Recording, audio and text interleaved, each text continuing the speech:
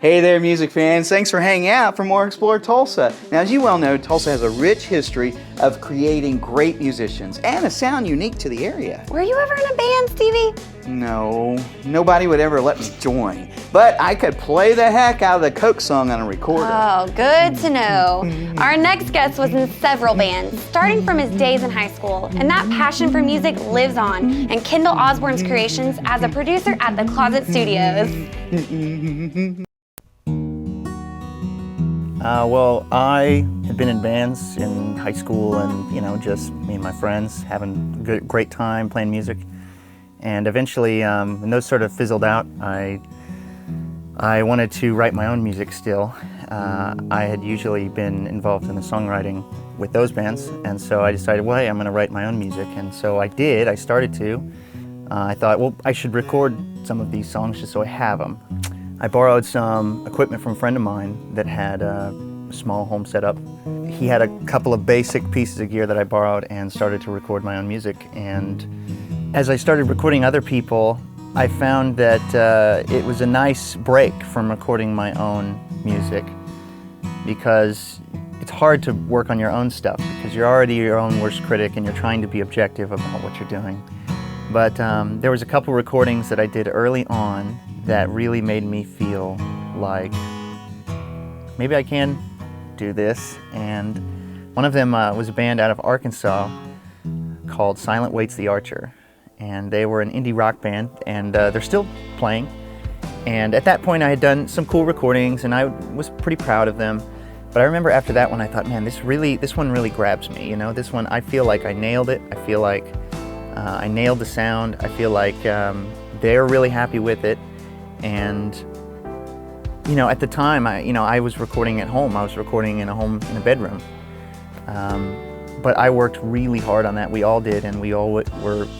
It just kind of clicked, and we all just thought, wow, this is really good for a bedroom, Some of my favorite clients and favorite people are the ones that are really actively pursuing it, and they come in and they just knock stuff out because they really have that vision for what they want. I worked with Alaskan Maddie. They were on The Voice, and I've actually known them for a long time, and the girls are hilarious. They crack me up, and they're a lot of fun to work with.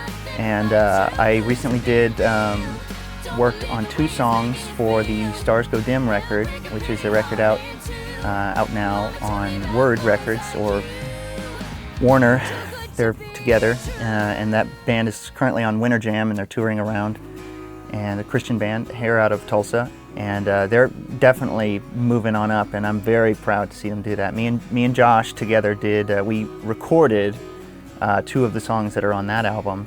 There's a band here in Tulsa called Redwood Rising that are a lot of fun to work with. I've done a couple records with them, and those guys are great songwriters and very creative, very, very diverse in what they play instrumentation-wise. I try not to have a signature sound. I try to capture what the band is doing.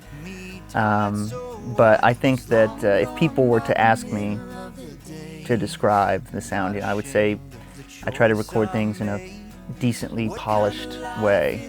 That doesn't mean I don't like things that sound raw, but I don't want it to sound like it was recorded in a bedroom.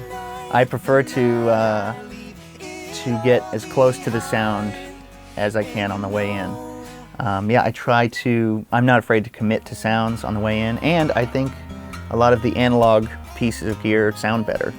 That there's tubes and transformers sitting there, and I'm not afraid to compress something or EQ something on the way in because I like the way it sounds, and I have quite a collection now of pieces that I love to use and use every single day.